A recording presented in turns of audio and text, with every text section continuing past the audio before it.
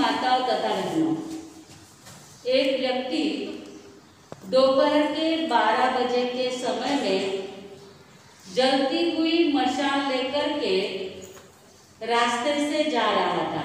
आप सबको एक कथा वापस पूछूंगी, ध्यान से सुनना ना। एक व्यक्ति दोपहर के 12 बजे के समय में जलती हुई मशाल हाथ में लेकर के चल रहा था। सब लोग उसको पूछ रहे थे, इतनी धूप में आप इतनी जलती हुई मशाल लेकर के जा रहे हो, पसीने से तरबतर हो गए हो, थोड़ा सा आराम से, सामने ही बड़ा वट वृक्ष है, उस वट वृक्ष के नीचे बैठ जाइए, आपको ठंडक मिलेगी, आपके जीव को थोड़ी सी शांति होगी। वह भी धूप से बहुत ज्यादा परेशान हो गया था। वट वृक्ष के नीचे जाकर के बैठता है, परंतु उसको वट वृक्ष के नीचे शांति का अनुभव नहीं होता है, ठंडक महसूस नहीं होती है, शीतलता प्राप्त नहीं होती है। उसका क्या कारण था? उसके हाथ में जलती हुई मशाल थी, तो वृक्ष के नीचे बैठकर भी उसको शीतलता कैसे प्राप्त होती थी? ये जो स्थानक है, धर्म स्थान कोई भी रहता है वह वटवृक्ष के समान है। वह जो भी आता है उसको शीतलता प्राप्त होती है, परंतु संसार की जलती हुई मशाल साथ में लेकर के जो आता है उसको कभी भी शीतलता प्राप्त नहीं होती है। कोई संसार की मशाल ऐसी लेकर के आता है, आज संडे का दिन है, मुझे बाहर गांव जाना है, कुछ खरीदी करने के लिए जाना है, कुछ लाने के लिए जाना है, तो स्थानक में बैठकर भी भगवान की वाणी अच्छी तरह से नहीं सुन पाएंगे। आप लोग छोटे बच्चे हो, आज मासती जी ने संडे है इसलिए दया करने के लिए बुलाया है, परंतु कल तो हमारी एग्जाम है, हम क्या करेंगे, पढ़ाई कैसे करेंगे, ऐसा यदि दिमाग के अंदर रखा तो जो यहाँ पे पढ़ाया जा रहा है वो अंदर जाएगा क्या? नहीं जाएगा। तो जो संसार की जलती मशाल, विचारों की जलती मशाल साथ में लेकर के आए होंगे, सबसे पहले उसको सबने काट छोड़ देना है, दूर रख देना है। तो इस स्थानक में आने की जो शीतलता, जो ठंडा, धर्म का जो ज्ञान मिलने वाला है वो अच्छी तरह से अपने जीवन में उतरेगा।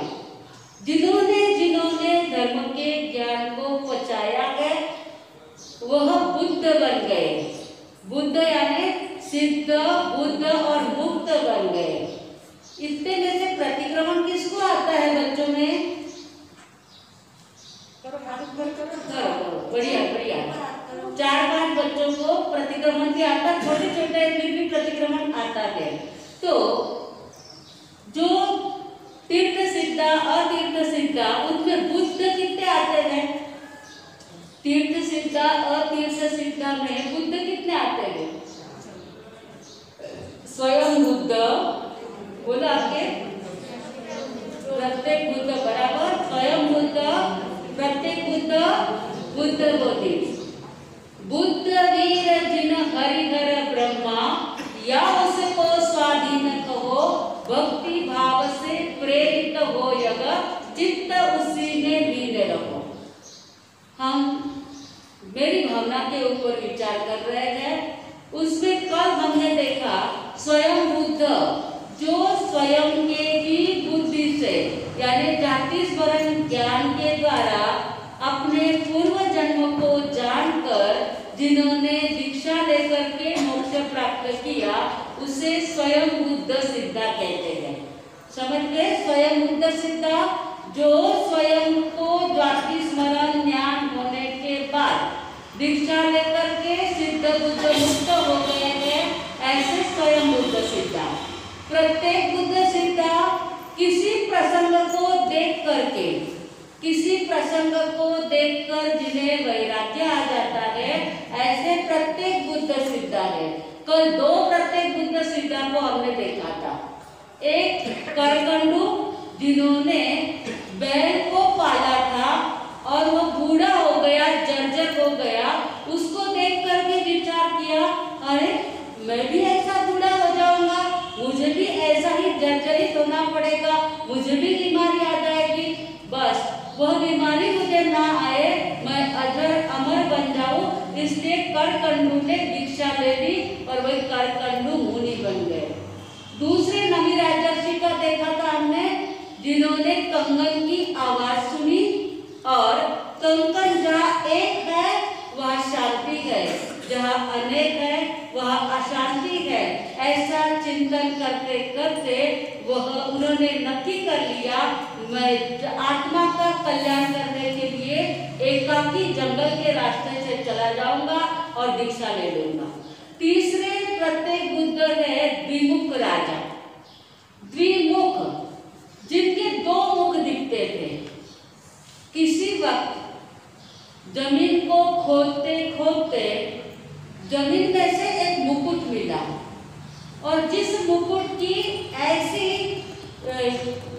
ऐसा बना था, ऐसा चमत्कारी था कि वह मुकुट राजा पहनने के बाद उसका स्वयं का मुख जो है वो तो उसको नजर आता ही था, लेकिन सिर पर जो मुकुट पहना है उसमें भी उसका मुंह दिखता था। सामने दर्पण में तो दिखना बराबर है, लेकिन उसके मुंह नीचे है और सब डबल मुंह उसका दिखता था, इसलिए दो मुख उसके दिखते थे, इसलिए उस राजा का नाम द्विमुख रखा गया था। एक बार द्विमुख राजा के वहां बहुत बड़ा महोत्सव मनाया जा रहा था और उस महोत्सव के बाद में एक महोत्सव में एक इंद्र स्तंभ रखा जाता था। लकड़े का स्तंभ होता है, जैसे आप लोगों ने गणपति के दिनों में देखा होगा, बड़े बड़े मंडप बनाए और फिर वहां गणपति बप्पा को ला करके बैठा दिया, गणपति चले गए, सारे मंडप चले गए, सारा जैसा था वैसा सुना हो गया। वैसे ही इंद्र महोत्सव मनाया जाता था। एक लकड़े का बड़ा स्तंभ जमीन में गाड़ दिया जाता था, उसको बहुत अच्छा सुंदरता से सजाया जाता था और इस इंद्र स्तंभ की पूजा की जाती थी। उस दिन उस स्तंभ के आसपास में लोग गरबा खेलते थे, नृत्य गान करते थे, रात्रि जागरण करते थे और बड़ा जोर शोर से वह इंद्र स्तंभ का महोत्सव मनाया जाता था। दूसरे दिन महोत्सव पूरा होने के बाद वह जो स्तंभ है उसको उखाड़ करके एक साइड में डाल दिया जाता था। अब उसके ऊपर गाय, कुत्ते, भैंस, जानवर, आदमी, बच्चे आदि कोई भी निष्ठा कर देते थे, मूत्र आदि से गंदा कर देते थे। राजा बाहर निकले और उन्होंने देखा, अरे कल तो इस इंद्र स्तंभ की कितनी सुंदर पूजा हो रही थी और आज तो कितना गंदा कर दिया सभी लोगों ने इसको।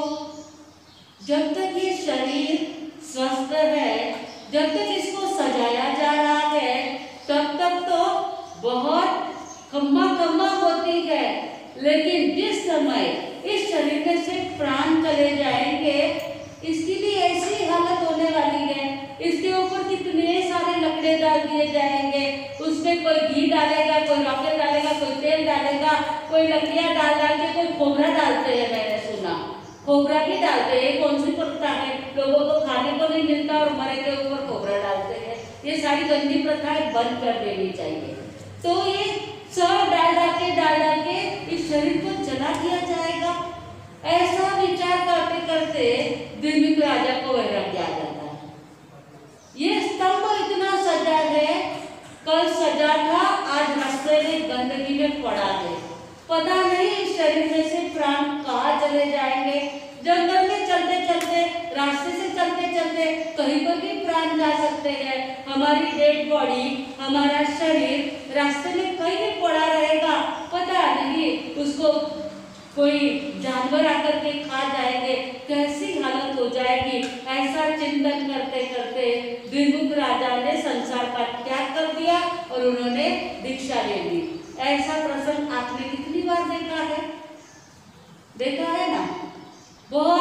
सुंदरता से शरीर को सजाया हुआ उसी शरीर को जलाया जाता है।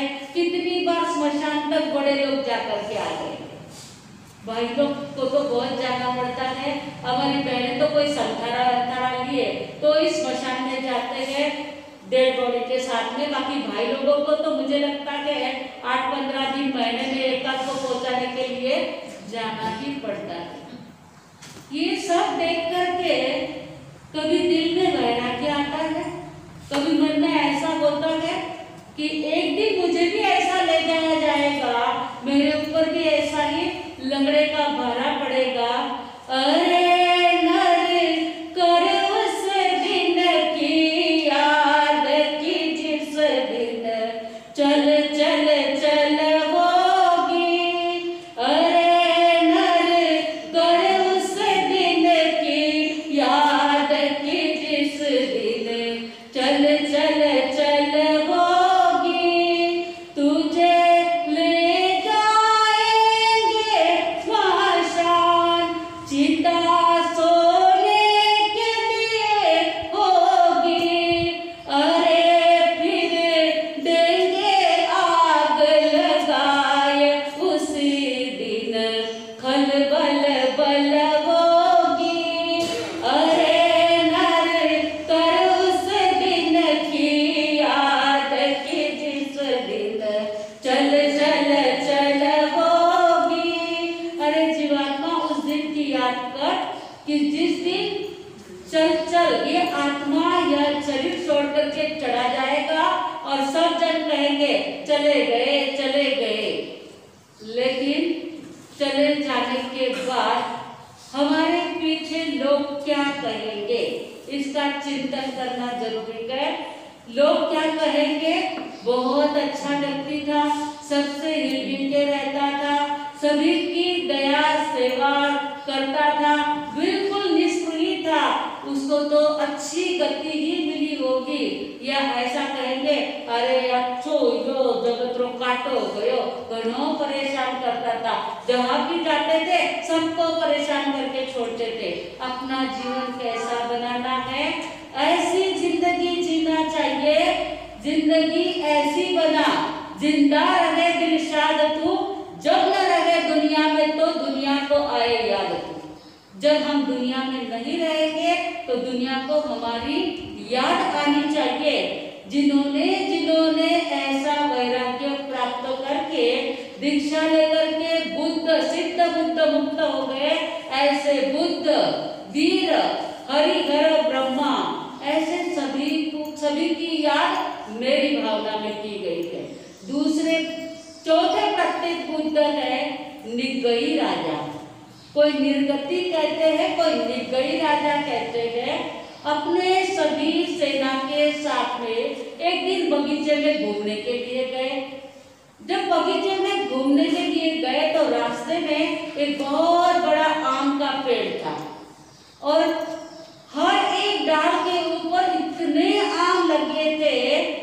आप लोग आम देख करके तोड़ते हो क्या? आम कभी नहीं तोड़ते? कोई हाँ कहता है, कोई ना कहता है, कोई तोड़ते हैं, कोई कभी भी किसी की भी वस्तु बिना पूछे तोड़ना नहीं होता है। और ऐसा कर लिया तो हमें कौन सा पाप लगता है? चोरी का। चोरी का पाप ना लगे उसके लिए किसी भी पेड़ पर कोई भी फल लगे हो, एक आम की ही बात नहीं है। कभी कभी हमारे साथ में लोग विहार करते हैं ना, तो रास्ते में आम के पेड़ नजर आते हैं। एक बार ऐसे हम लोग विहार कर रहे थे, शॉर्टकट के लिए एक गली में से निकले। उस गली में सारे इतने आम के पेड़ थे, इतने आम के पेड़ थे।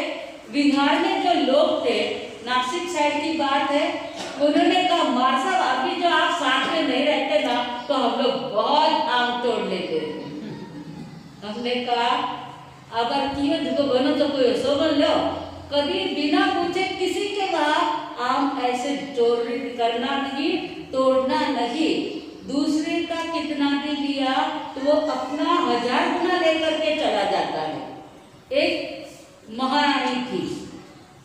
महारानी एक बार उसने भी देखा पेड़ पर बहुत आम लगे हैं। उसने धड़ाधड़ पत्थर फेंक कर काटी मार मार के अपने सारी दासियों को कहा तोड़ो आम तोड़ो आम। सारे आम तोड़ते तोड़ते वो एक बड़ा सारा आम था ना, वो महारानी के हाथ के ऊपर आके गिरा और हाथ में थी हीरे की बंगड़ी। अब हीरे की बंगड़ी टूट करके सारे हीरे मिट्टी में मिल जाते गए, अंदर अंदर तक कहाँ चले जाते गए, मिलते ही नहीं है।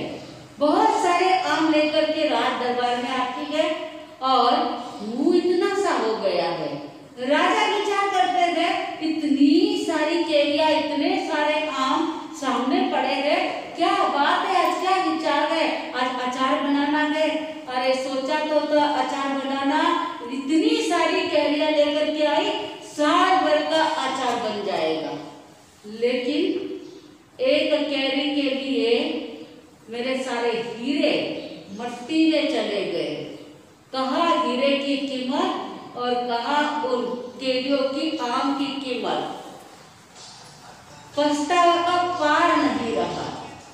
एक केली लेने के लिए अमूल्य हीरा गवाया, वो तो फिर भी पत्थर ही था, परंतु एक छोटा फल चोरने के लिए हमारा जो व्रत होता है, अचौर्य व्रत, चोरी नहीं करना, ये जो व्रत होते हैं, उस व्रत का पालन नहीं किया तो हमारी जिंदगी का क्या होगा बताइए।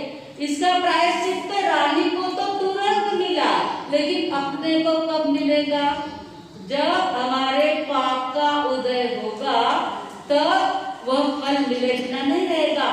शायद तुरंत फल मिलने वाला होगा तो वह जिसका बाग होगा, जिसका पेड़ होगा, वह आकर के अच्छी मरम्मत करेगा, आपसे वो केलिया तो जुटा करके ले लेगा और ऊपर से पीटा जाएगा, वो अलग से रहेगा।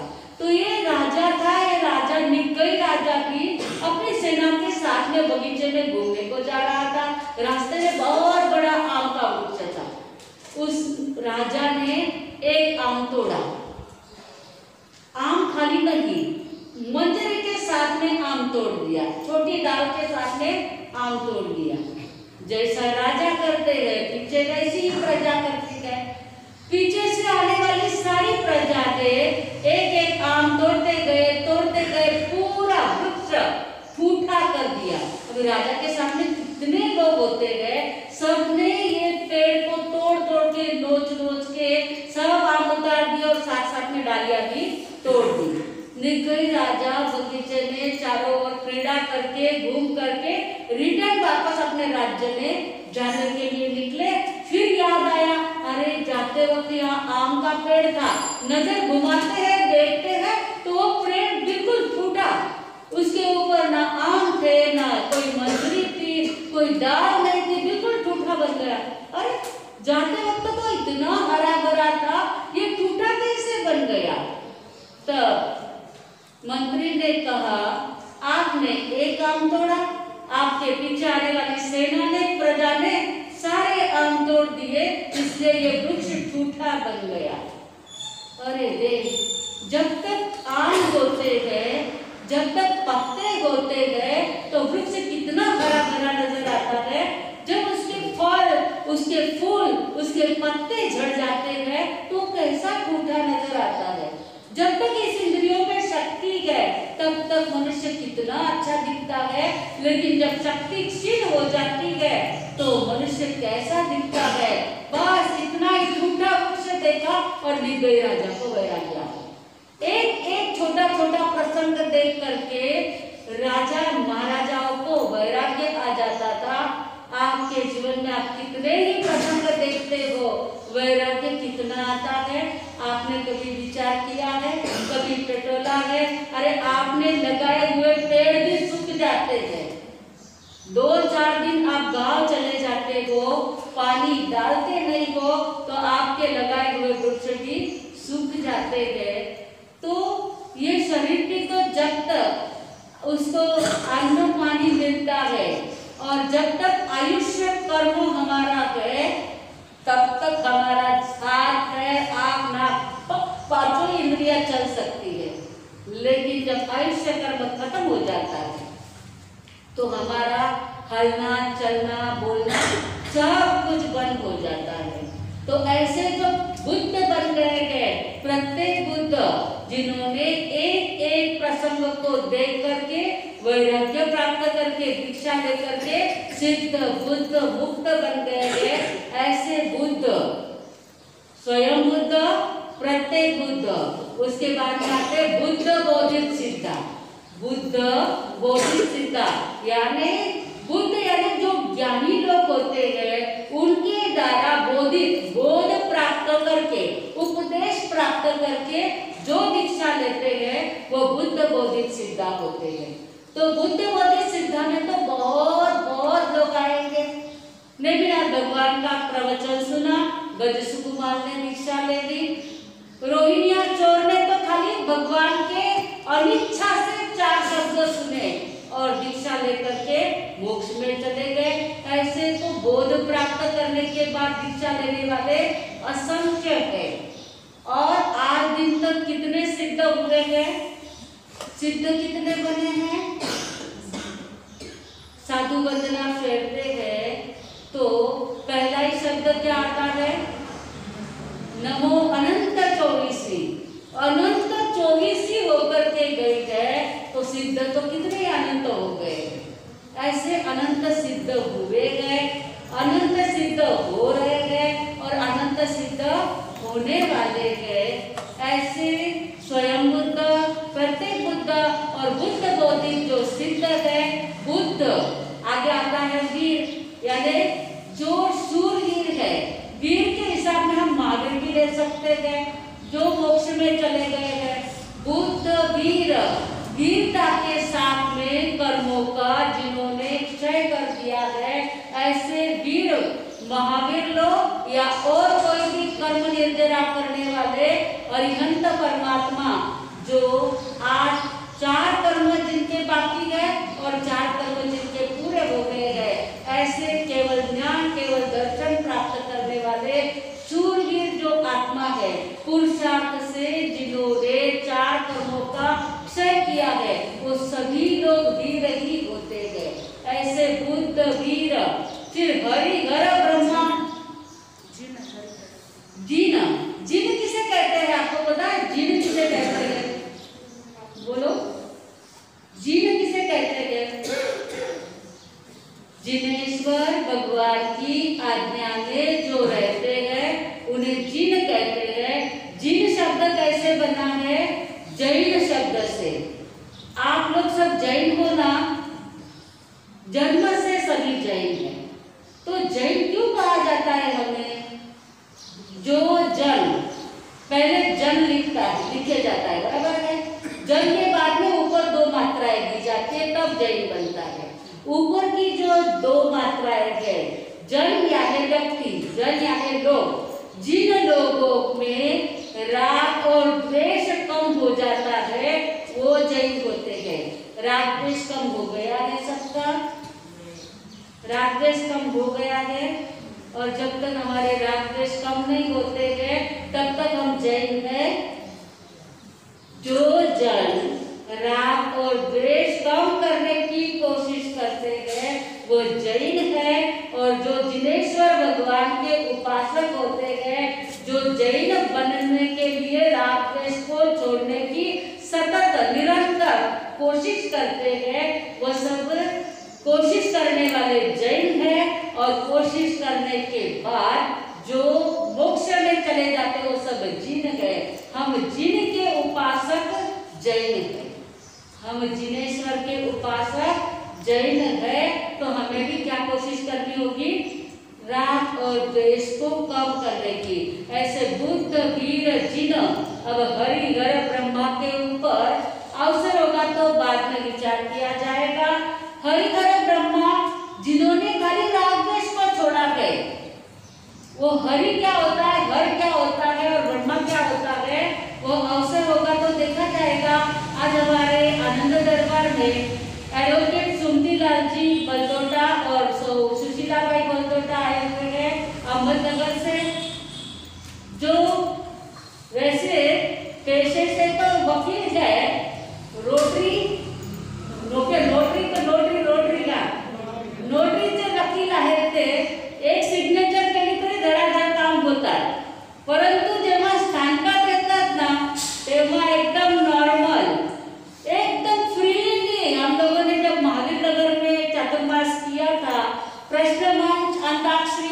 जो भी कुछ हम कराते थे इतना एन्जॉय करते थे की तिथं सुमती भाऊ तुम्ही ना वकील आहे असं वाटतच नाही. अहो बाळासाहेब दिवसभर डोक्यावरती वकिलीचं मुकुट घालून जर फिरलो ना तर पागल होऊन जाईल. तुमच्याकडे आल्यानंतर एकदम रिलॅक्स होतो. वैसे हमारे संसारी मासी के बेटे गए और सिद्धि शिलाजी मास्टर की बुआ के बेटे गए. वैसे धर्म ज्ञान के अंदर हमारी सुशीला बहन का एक नंबर है. मुझे लगता है ज्ञान सुंदरी का मुकुट भी पहन लिया था. ज्ञान सुंदरी